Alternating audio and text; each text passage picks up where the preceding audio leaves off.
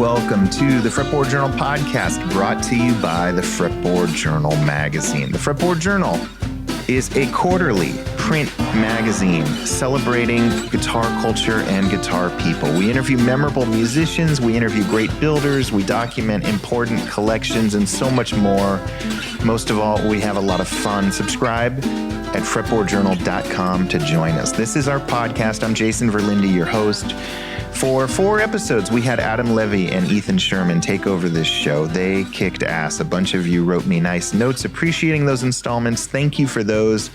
And now I'm back at the helm, and I'm asking you all the question. Have you ever written a song? Did you finish it? Did you get halfway through and hit a roadblock? Did you find yourself being the world's harshest critic to yourself, or did you love it? Did you finish a whole album, maybe? All of the above, none of the above. I'm asking you this because this week's show is a lot about songwriting. I'm talking to Austin's own Matt the Electrician, a singer-songwriter I have admired for years. I've been wanting to do this interview for a while. Matt has a new album out called The Ocean Knocked Me Down. He was at his house in Austin waiting for his vinyl to show up when we squeezed in this interview. The vinyl did show up, by the way, and you can order it off of his Bandcamp or check out the digital version of The Ocean Knocked Me Down right now. Matt is super prolific. He writes great songs. One of his songs, The Bear, which is mentioned in this interview briefly, happens to be one of my all-time favorite songs from anyone from the last decade. And I wanted to hear about how he crafts his original material. As it turns out, his technique for writing is pretty unique. It involves a weekly emailed writing prompt, sort of a game, a deadline, strict rules. You'll hear all about it. It's super cool. It's a little intense. I had no idea this even existed. Give the podcast a listen, get to know Matt, check out his songs. As you hopefully know, in 2024, we have another Fretboard Summit taking place in Chicago at the Old Town School of Folk Music. The dates are August 23rd to 25th. Register now, fretboardsummit.org. We're going to start announcing the lineup here really soon. It's going to blow you away. Maybe we'll send out a writing prompt a week before the summit to all registrants, and we'll have a little songwriting contest on site. Who knows? Register if you can. I'd love to see you there. It's a guitar show. It's a guitar festival. It's a networking hang. It's everything. Before we get to my chat with Matt, we do have a couple of sponsors. Mike and Mike's Guitar Bar here in Seattle, Washington, the incredible vintage and boutique instrument shop and repair center. Follow them on Instagram, follow them on Reverb, see what all the fuss is about. We're also brought to you by Peghead Nation, one of the coolest guitar, mandolin, and banjo instruction portals you'll ever find. You can get your first month free or $20 off of any annual subscription with the discount code Fretboard when you check out.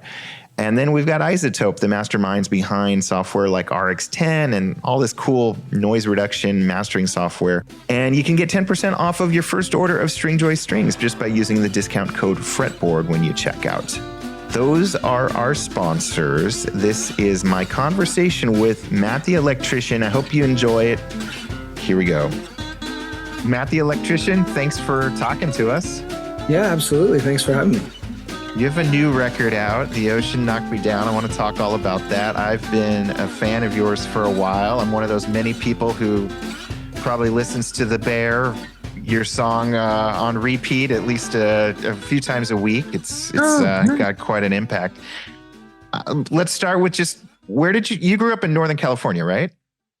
Yeah, kind of half of my childhood in Northern California and the earlier half in Southern Oregon. Okay. Same place, really. Yeah. What part of Northern California? We moved around a lot, but I had lived in Southern Oregon near Ashland, and then my dad got a job down in Marin County, Sonoma County area. Yeah. A carpentry job. And so we lived in West Marin County, like Inverness Point Reyes Station, and we lived in Petaluma and Sonoma County. Lived down in Monterey County in Pacific Grove and Pebble Beach. And then I went to college up in Humboldt County in Arcata. Okay. So at what point in this journey did you discover guitar and songwriting? When I was a kid, there were always musical instruments around the house. My dad played guitar. My mom played a little bit of piano. And so we all kind of grew up playing some instrument or another that was lying around the house. And for me, it was trumpet. My little brother played saxophone. And when I was in high school, I finally realized that, trumpet wasn't gonna get me very far with the ladies,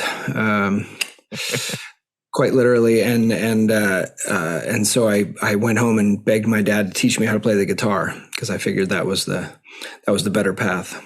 Yeah. And obviously he had some guitars lying around and knew how to play enough to teach you. He did, yeah. He started me with just a couple of chords and some songbooks. He had a Bob Dylan songbook and a Paul Simon songbook, and I was always more drawn to Paul Simon, and so I went with that songbook instead of the Bob Dylan. And there was a Leonard Cohen songbook too. So there were those were the three songbooks that we had, and I kind of taught myself chords out of the chord diagram. I think he taught me C, F, and G, and then I dug into the books to find more chords. Yeah. And I know from, your band moniker, you were an electrician. Yeah. Was that thanks in part to watching your dad and construction and stuff he was doing? Yeah. Yeah. When I dropped out of college to join a band where I was actually playing trumpet. I played trumpet in this kind of Zimbabwean influenced band. Wow. Yeah, and I dropped out of college because we were going to tour. The promise was the band was going to tour, and I was studying trumpet. And I thought, well, if somebody's offering to pay me, I should, why am I in school? What am I in school for? And as a trumpet player, you got to take the gigs when you get them, I imagine. I think you have to, and we had a guy come and speak at all the trumpet students kind of right before I dropped out. His name was Alan Vizzuti, and the other day I was telling a friend, I thought maybe he played in the Maynard Ferguson band for a little while, but I know he did a lot of legit stuff. He did a lot of like orchestral gigs, and he came and spoke to our little trumpet class of trumpet majors at Humboldt State University, a little state college in Northern California. And he basically said, if any of you want to get paid to like play in a symphony orchestra, you're not going to. Oh man. He talked about, he said top tier cities. He goes, there's whatever there was, 50 students at Juilliard right now, and most of them won't get that gig either. I think at the time, the lead trumpet player at the New York Philharmonic was Lou Soloff, who was like 91 years old, and the second trumpet player was like 60 something. So yeah. So there's only two trumpets in any symphony. So maybe a backup. So he basically was saying like, you all ought to, get creative or come up with a backup plan, because none of you are going to get jobs in any first tier, second tier, third tier. He went down. I think he played in San Francisco at the time, but he was talking about like, Kansas City, and he's like, you're not going to get any of the gigs. And so I joined this band, and they were offered to pay. I mean, it wasn't a lot. We made almost nothing. Like one time we were paid in vegetables. We played a farm in the San Juan Islands. We got paid in vegetables. Okay. But it seemed like a good idea to just drop out of school. And the band lasted for about a year, and we moved down to the Bay Area, and then the band kind of fell apart. And I was living with some guys that kind of knew how to do everything. They could take apart your car and put it back together. They could arc weld. They could do carpentry. And even though I grew up in a house where my dad was a carpenter and eventually a union contractor, I had just never learned any of that stuff. And I was living with these guys, and it was really inspiring. They taught me how to do a bunch of different things that were related to kind of construction. And at the end of a year living there, was feeling a little bit kind of, that floaty post-college, before you embark on life thing where kids often return home for for a year, hopefully just 1 year. It coincided with my dad needing somebody. He needed some help, and he said, so why don't you come up and kind of apprentice? So I worked with him for about a year, and was really lucky because he was a contractor to get to not only learn some stuff about carpentry, but then he would loan me out to his tradesmen. If the sheetrock guys needed a helping hand, I would go over there. And if the electrician needed somebody just to like run stuff back and forth to the truck, I'd go do that. And so I got to kind of get a little taste of all these different trades. And when I left there and moved down to Austin, Texas, I got down here and it was just so hot and so sunny. And I tried to go work as a framing carpenter because that was what I had the most experience in, but it was outside, and I moved here in May. So it was like 100 degrees. And I did like half a day on a framing crew and I just left. I didn't tell anybody. I didn't get paid. And I thought, man, I got to get a different job. And things were booming down here. They were building houses like crazy. And so I thought, man, that electrical work seemed like it was inside. It seemed like a lot of it was inside. The house is already finished. You get to go in. Yeah. Right.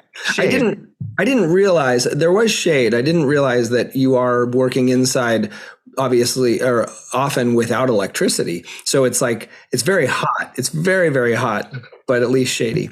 But I got hired immediately as an apprentice and did that for almost a decade. Kind of worked my way up to journeyman and had the option to take my master's test. And at that point I thought, if I take this master's electrician test, I'm just not going to do music. Like the money's going to be too good. And so I kind of quit to save my music career.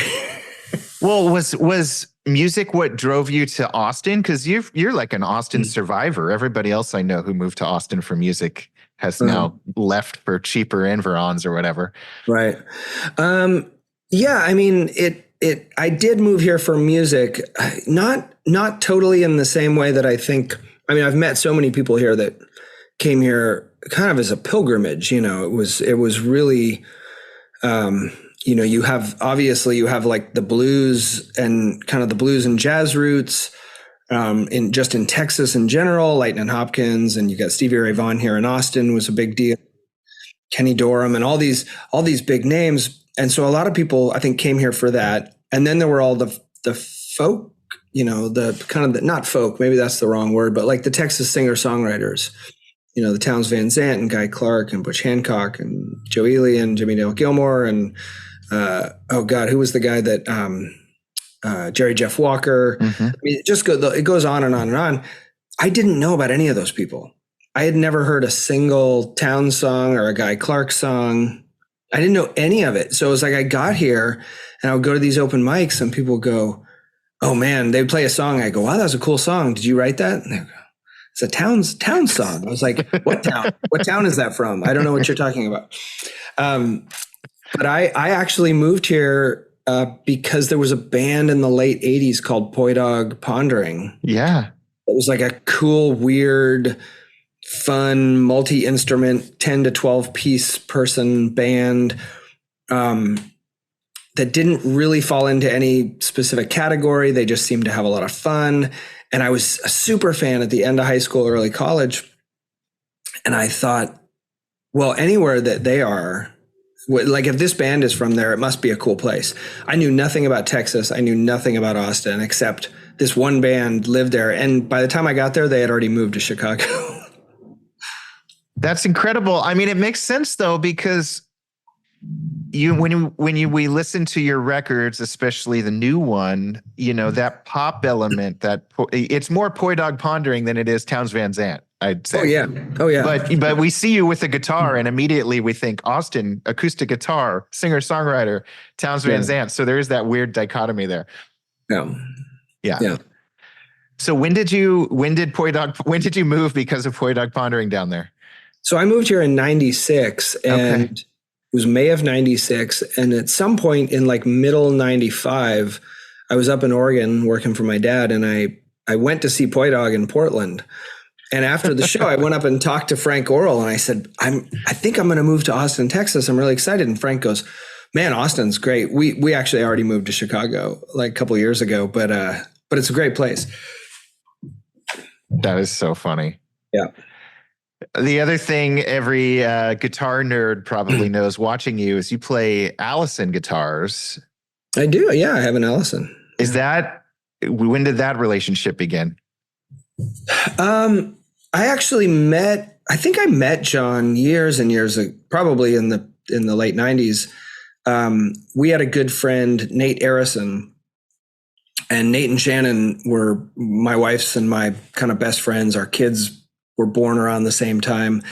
And Nate worked for Collings Guitars, which is where John Allison worked, and Dick Dubois, and obviously it was Bill Collings' company. And so in that early days with them, every social function we went to, Nate and Shannon's wedding or just dinner parties, it was all these guys that worked at Collings.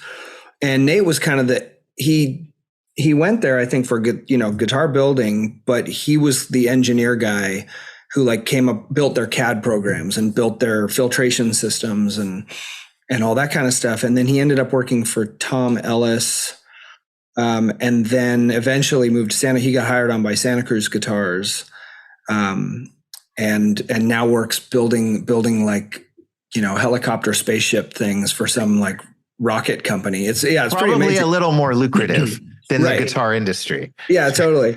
But he loved working in guitars. And so through that, we would kind of meet these guys all the time. And there was an era, I guess it was like it was probably 2008, 2009, somewhere in there. I had been playing, I actually have it right here. I'd been playing this guitar. This was like my main guitar. This is a Harmony, or what is this? No, this is an Helmed, which is, it's a Dutch version of a K or a Harmony or one of those. So it's a, plywood top baseball bat neck. It was $100. I think the pickup cost more than the guitar. And I loved that guitar, but I had been touring. I was touring in Europe a little bit. I toured Japan a couple times with it, and it's not a professional instrument. It's kind of a toy, and keeping it in tune and kind of keeping it in shape was kind of tough. And so I had just started to entertain the idea of like, well, maybe I need to buy like a real guitar. I need to finally. I had an old Gibson. I have a 57 LG1 that I really loved, but I got used to this little parlor guitar. It was so throaty and had this, great kind of mid-range stuff that made picking kind of stick out better. And so I thought, well, I need something like that. And people had told me to play the smaller body Collings, and I played a couple of those, and I was like, these are nice, but it was like they were all too pretty for what I wanted, this kind of denser, chunkier sound. And I went into a local, it was South Austin Vintage Guitars, and they had this John Allison, and I played it, and I just absolutely fell in love with it. And I think it was like $4,000 or $5,000. And I thought, well, I can't afford that right now. There's just no way. But I played it, and I told the guy there, I said, this is a beautiful guitar, and, hung it up on the wall. And then Nate calls me the next day, and he goes, hey, Matt, were you at Austin Vintage Guitars playing a John Allison? I go, yeah. How'd you know? He goes, well, one of the guys there told John, and so he called me. He wants you to come out to the shop because he can't deal on that guitar. It's a consignment. But he's interested in talking to you. And I go, okay, well, I can't afford his guitars. I mean, they're beautiful, but I just... I don't think I can afford it. He goes, well, just go out and tour the shop. And so Nate and I went out and we visited John, and we looked at the shop, and John said, look, I want to make you a guitar. And I said, okay, well, I can't afford that right now. And I'm not saying that all of these are worth more than that. I'm not trying to get a deal, but I just can't. And he goes, I'll give you an artist deal. I'll give you 50% off. I go, that's really generous. I need to, I may not be shopping for another year. He goes, listen, we'll just do a payment plan, whatever. But he wore me down. Yeah. He was basically like 0 down, pay me when you want, 50% off. And he made me 2 guitars, and then let me choose between the two. One was a little darker in tone, and one was a little lighter in tone. And I think they tend to get a little darker over time. And so I chose the lighter one, but that's that's this guy. This guy right here, which is like the single O, single. Yeah. Is that that's rosewood? No? I'm not good. I'm not good with woods. Yeah. I don't know. I mean, was his motivation because he was a fan? Because I imagine in a town like Austin, if you're a guitar maker, everybody's wanting a free guitar from you or a payment plan, but he really wanted you to get this guitar. Well, I've known John now for a lot of years, and his shop was very small. He had worked for Collings for years and then kind of gone out on his own. And he was primarily known at first for doing repairs. And when he had his guitar company, which is pretty defunct at this point, he only made several guitars a year. And it was just him and his son. And I think there was an era where his son didn't really want to do it anymore. And commercial realty went crazy in Austin, and he couldn't really afford the shop anymore. And I think when you're in a town that already has Collings, and they had kind of leveled up and moved into a much bigger facility and hired a lot more people, and Nate had helped design them all this new equipment to kind of make things faster. I think they were probably more able to give deals and give things away, and I think people went towards them. I don't honestly know. Like, to me, this is the superior guitar, which is all subjective. It's just, this is what sounds good to me. But as far as I know, it was just me and Ralph White, who used to play in the Bad Livers, were like the only like sponsored artists with John Allison. And I think it was just because we liked the way his instruments sounded, and and he liked that. He just wanted people who appreciated the sound of his guitars to be able to play his guitars. Yeah. I mean, the guitar you were seeking sounds a lot like what Collings ended up doing with the Waterloo. It's true. I did end up playing some of those, and I have enjoyed some of those. But yeah, this thing just felt like home as soon as I got it. And yeah. Pretty much. And you've had it for what now? Almost 20 years? No, I got this in 2011. Okay. So a little over 10. Still a while. Yeah. You are one of the most prolific. I mean, you can go onto Spotify and see some of your output, but then there's also a whole bunch of other stuff that I don't think even makes it to streaming services, if I'm correct. Yeah. Does songwriting just come naturally to you? Are you fast and prolific? Yeah, I guess I am. I like to write. I mean, I think that's, that's one of the more fun parts of the process is just writing. And I tend to do a lot of game writing, meaning I'm kind of involved in games or projects, weekly things, weekly song prompts, song games. And so it's like fun homework. Mm-hmm. Like when I was a kid, that was the only homework I wanted to do anyway, was the kind of the creative writing stuff that was given out. And so this just feels like an extension of that. And having groups of people that I kind of do it as not collaborative, but just, everyone doing it in the same space so that you can kind of listen to everybody else's work and not really even get feedback or analysis, but just, if you really hit one out of the park, you get kind of a thumbs up from some of the folks, that kind of thing. For folks like myself who don't know this little underground world you're describing, is this like a Zoom call that happens once or twice a month? Is it just an email chain or text chain or? I mean, it's an email. In the case of the ones that I do, it's an email chain, and I have two groups.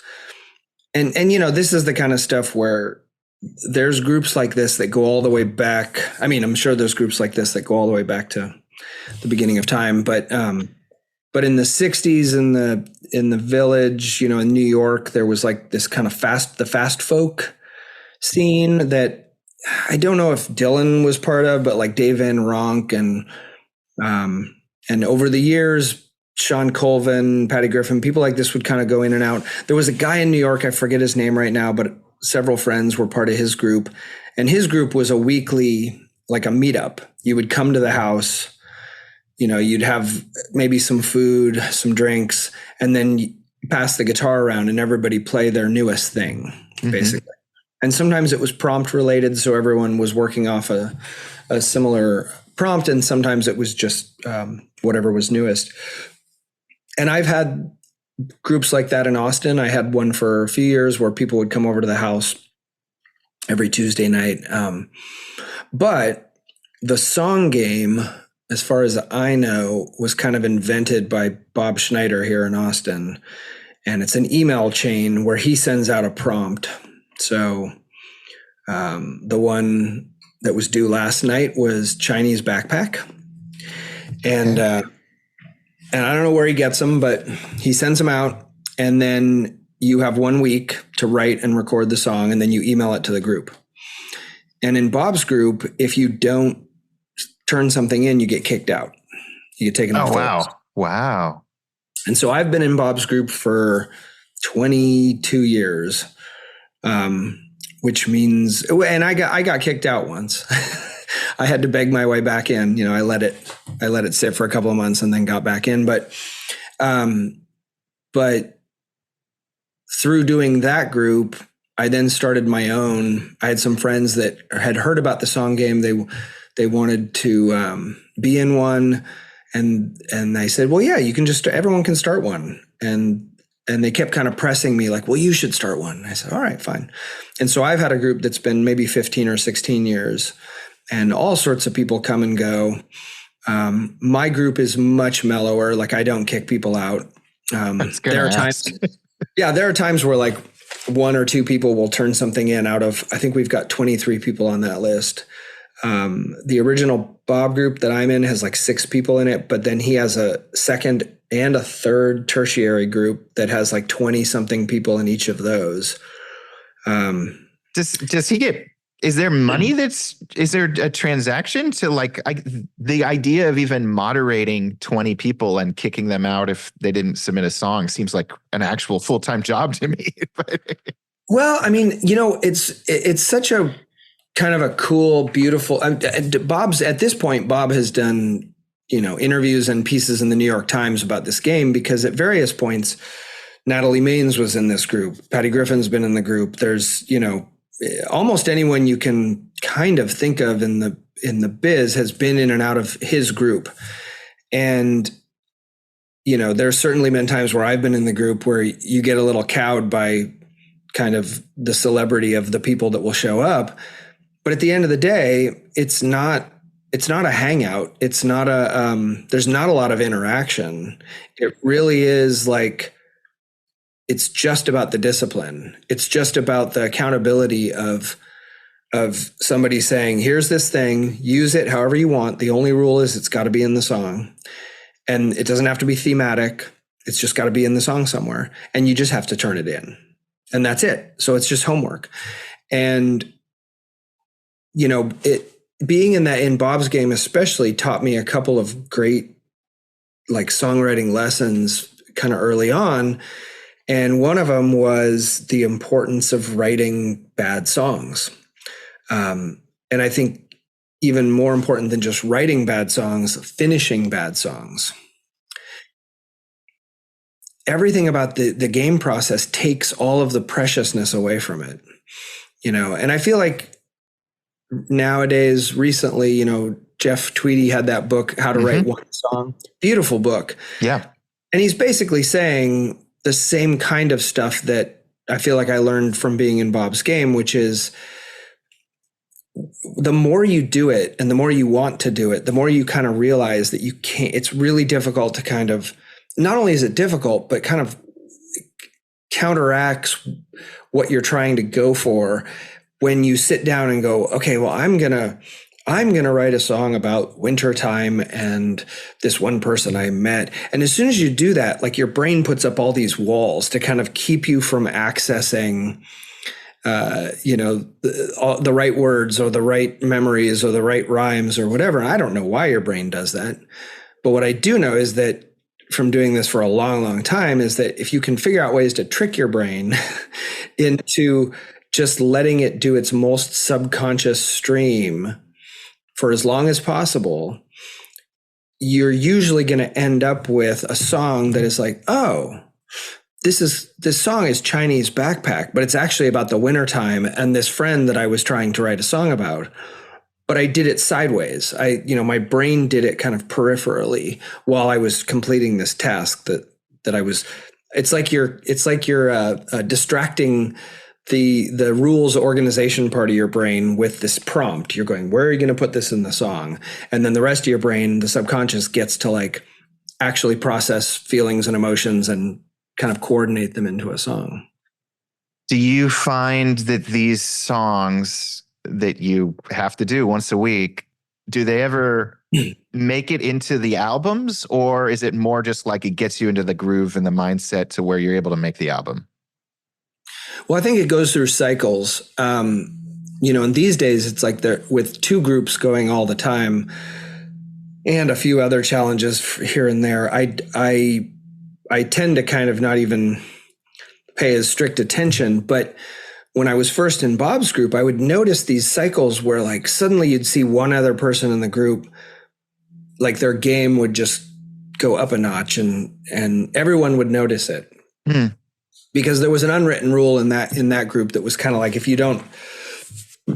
it wasn't big on feedback. So it was like, if you don't have anything nice to say, just move along. You don't have to respond. No one's going to email you and go, that's a terrible song. But there are times where somebody will start writing a song and it's really good. It shows up, it's really good. And then the next week you're like, ooh, that's a good one too. And then you start to realize like, oh, Billy's writing a record right now. And I feel like that would happen and everybody else would kind of be down here writing garbage. And then Billy's would slack off and then somebody else would pop up. And so it was kind of nice. It was that realization that you're not going to write all good songs all the time, but you're going to get times where the stars align or whatever, and things kind of come out the way you want.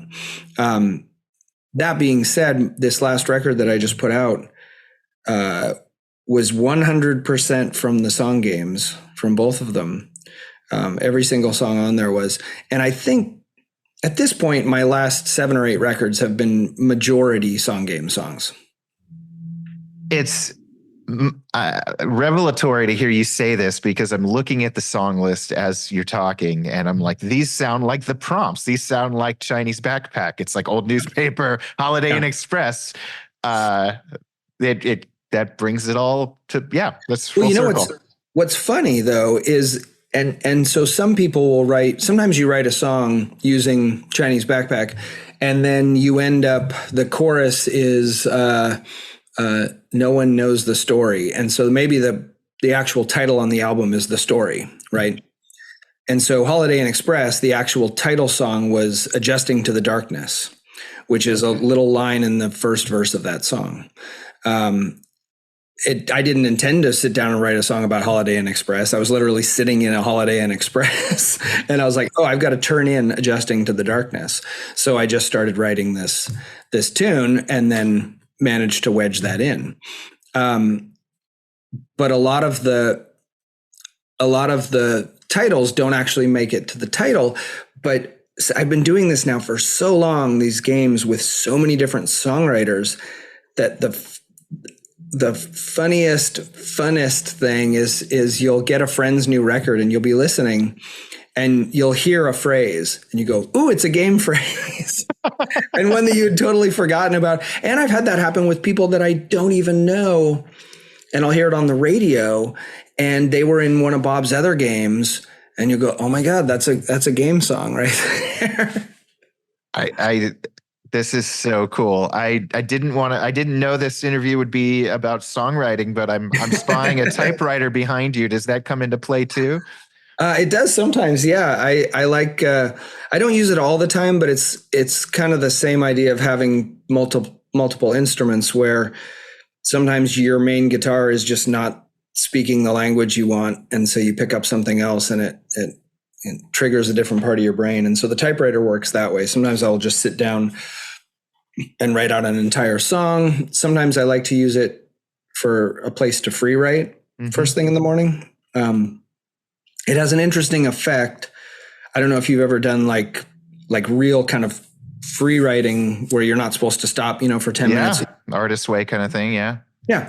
And when you're doing that with a pen, for me, I can go pretty fast. It's chicken scratch, but like I can get my thoughts out pretty fast. Yeah. You can't with that. No. Or I guess you can if you grew up in the 50s and you were a secretary or whatever, but like I can't type. I took typing in high school and it didn't take.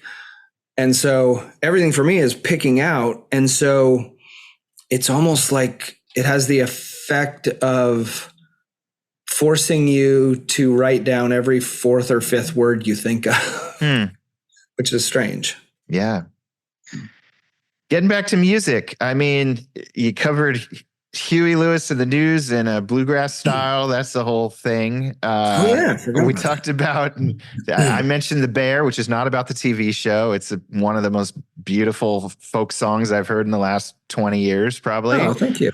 I don't think I'm alone in feeling that way. It's I'm sure rocks a lot of people's worlds. The Ocean Knocked Me Down. The new record, though, has great songwriting for sure, but kind of this production that I'm sure was well thought out beforehand. Can you describe what, those pop elements? I don't even know. It's not Baroque pop. I don't know what the correct phrase is, but there's a certain sensibility to it.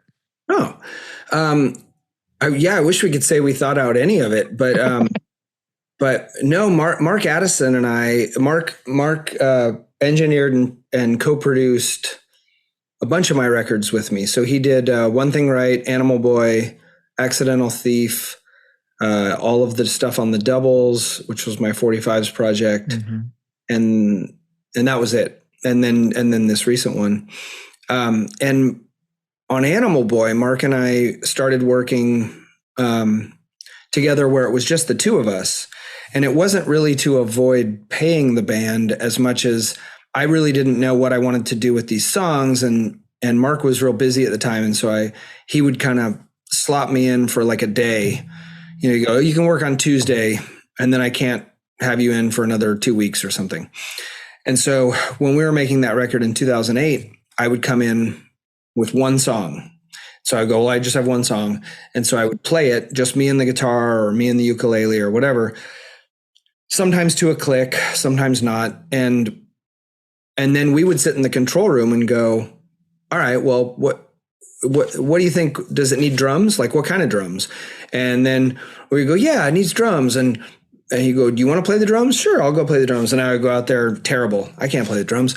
And so he would go out there and, it still doesn't work. And so I go, well, what if I just go out there and I do this on my legs? And so we did that with every single song. And then it would go to the bass. And I go, who wants to play the bass? And I would play the bass. And then Mark would play the keyboard. Mark's a great keyboard player and guitar player. And so we both can kind of play enough instruments that we would just start layering things on until we had this like thick, the side pictures of like geologic stuff where you've got the different, the road cut or whatever. Yeah.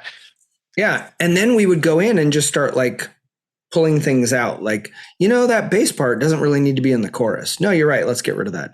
And the drums don't need to be in the verses. They just need to be in the chorus. Yeah, you're right. And so it was this process of elimination, like kind of layer everything fully, play full takes of everything on all the songs, and then go in and take stuff out. And that's basically how we made this last record, which we hadn't really done that process since Animal Boy in 2008.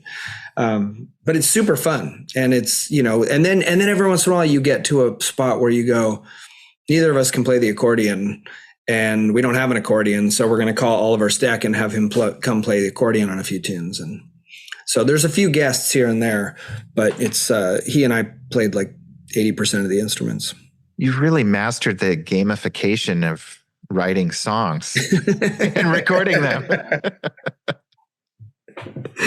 Well, I mean, I remember years and years ago, like talking to another musician about the recording process. And they were talking about how they preferred, the band's in the room, it's live, you're getting the true raw experience. And I remember at the time feeling very like kind of buying into that dogma, like, yeah, that's the only way to do it. And if you ask any artist, and there's a great new documentary of the Tom Petty Wildflowers recording process with like Ben Montench and Rick Rubin and Mike Campbell and stuff in there. And once you've done a bunch of records, it's not about like what is the best. It's well, I've done this way. So now I still want to have fun. I've already done this. I've done, like, I did 5 records in a row where it was me and the band sitting in a room playing, and that was fun.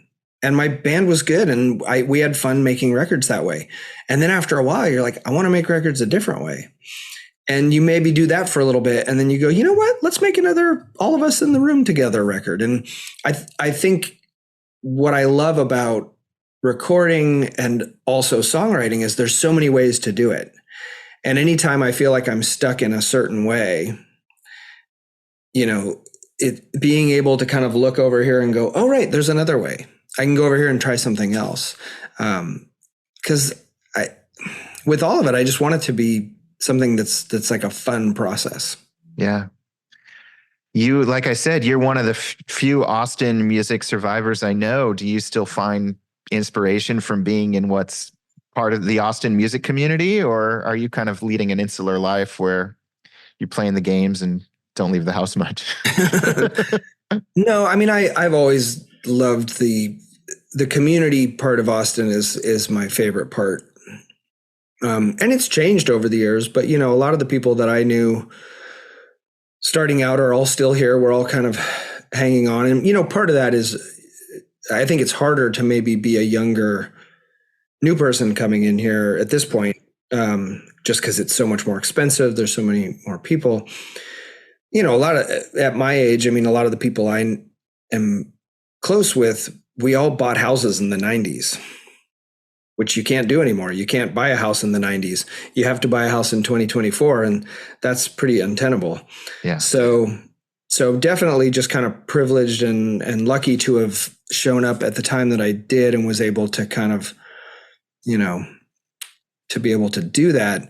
But the scene has changed. There's different people and new people, but it still has this kind of great community vibe. I don't go out as much as I used to, but I still go out and I see new people. And one of the things I do here in town this last couple of years as kind of my main show in town is I host a once a month Matt the Electrician and Friends.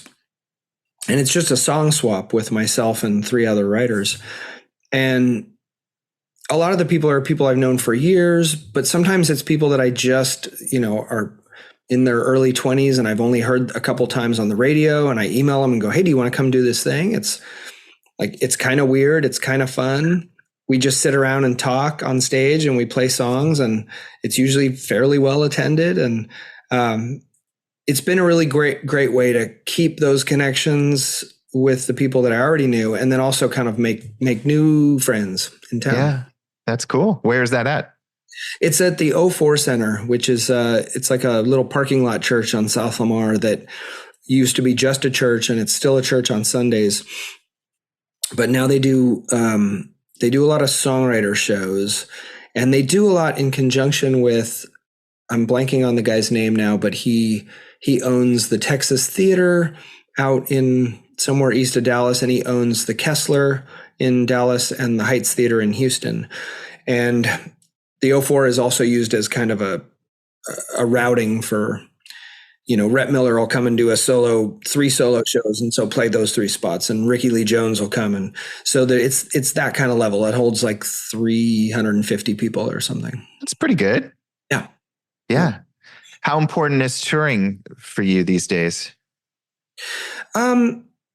It's important in the sense that I still like to get out there to the places where people like me and want me to go there, but I don't push it as hard as I used to. I mean, there was an era 10 or 15 years ago where I was pushing 200 shows a year, you know, getting up towards that. And the last kind of post-pandemic years, it's been like 50 to 60 shows a year. And so I'm touring in a different way. I'm playing a lot more house concerts. I used to do a lot of house concerts, but now it's like 80% of what I do. So it's really direct to fans. Like, where do you want me to go? And if somebody's in Cincinnati and they want me to come to Cincinnati, I go, cool, I'll play your backyard or I'll play your living room, but I'm not going to play some club that you and your friends may or may not come to, because I'm just not doing that. And I'm only going to play on the weekends primarily because on the weekdays I want to go see baseball games. So that's my other new touring rule. Wow. So baseball, whatever team is in the city. Yeah, I just love going. I mean, I'm a Giants fan. Okay. You know, that's my loyalties. But and so I try to see a couple of those a year. But you know, whether it's a major league park or a minor league, I was up in Victoria, British Columbia last summer, and they have the Victoria Harbor Cats, which is like a wood bat summer league, like where the college kids go to play when they're not doing regular season college ball. That was fantastic. I didn't even know wood bat was a thing. I mean, I know wood bats. I didn't know that was a specific league. Well, in college baseball, they're still allowed to use aluminum bats. And in the summer, for whatever reason, they change it to a wood bat league. There's going to be a time where they make all aluminum bats in high school and above illegal, probably, because pitchers are throwing faster, hitters are hitting harder. They're able to now calculate how fast the ball is going off the bat. And people have been disfigured, injured, killed by line drives. And it's faster. It's like, I don't know the exact math, but it's faster when it comes off an aluminum bat than when it comes off a wood bat. I mean, the last thing you need from me is a game prompt, but like, when is the baseball themed album coming out? Well, you know what's funny? My very first record in 1998 is called Baseball Song. And it has a picture of my grandfather on the front cover he was a minor league ball player in the 30s. He played with Joe DiMaggio. Wow. And I wrote a song called Baseball Song. And I haven't done much baseball themed stuff since then, although I have a couple baseball themed songs in the works that I've just never quite finished. You got to get on that. I know, I do. You got to get that crossover audience. Yeah. Well, what's next for you? We're talking here first week of February 2024. You hitting the road? You working on more songs? I mean, obviously you're working on more songs. The prompt comes every week. The prompt comes every week. The songs never stop. And you know, my next project, I think that I've already started working on, is just as kind of a lark in 2019, I started doing this thing called Songtober, because I already had the 2 songs a week, and so I clearly needed more. I needed more prompts. Sure. But in 2019, I was heading out to Portland. I made a record with Tucker Martine, which was my last record that came out, We Imagined an Ending. And I drove up to Portland because I was taking all of my guitars and my trumpets and baritones and whatever else. And I was leaving on October 1st. And I was going out the front door, and my wife said, oh, the kids and I are going to do Inktober. I don't know if you know Inktober, but it's like it's an online visual arts challenge that they do in the month of October. And there's some guy, visual artist, who invented this or came up with it. And he sends out a little square image of 31 days. And each day has a single word prompt. So it'll be, baseball or curtain or chair or, angel or whatever. And the idea with the prompt for the visual art community is if you want to be involved in it, you draw something, you hashtag it, and then you upload it. And so then people can see what all sorts of these folks are doing with this single prompt. And the ink part of it is as opposed to pencil, the idea, similar to the song game, is just to do something. It's not don't get too intense about it or too precious. Like, do this in ink so you can't erase. Don't spend a lot of time on it. Upload it. And so my wife said, well, the kids and I are going to do this for fun. Do you want to do this? And I can't draw. I'm terrible at drawing. I'm terrible at drawing in a way that makes me sad. I've tried several times in my life to get into it and embrace that I'm terrible at it. And I'm just still terrible at it. And so I said, I can't do the drawing thing. And she goes, well, why don't you just write some of those silly songs you do? And I was like, sure. Okay. I'll do Songtober then. So I just started writing a song a day. I was heading up to go into the studio to make this record. And I took on this challenge. And the first night I was in a hotel in New Mexico. I had driven like 11 hours. I'm in the hotel room. It's late. I'm like, oh, I got to write this. I got to write the dang song.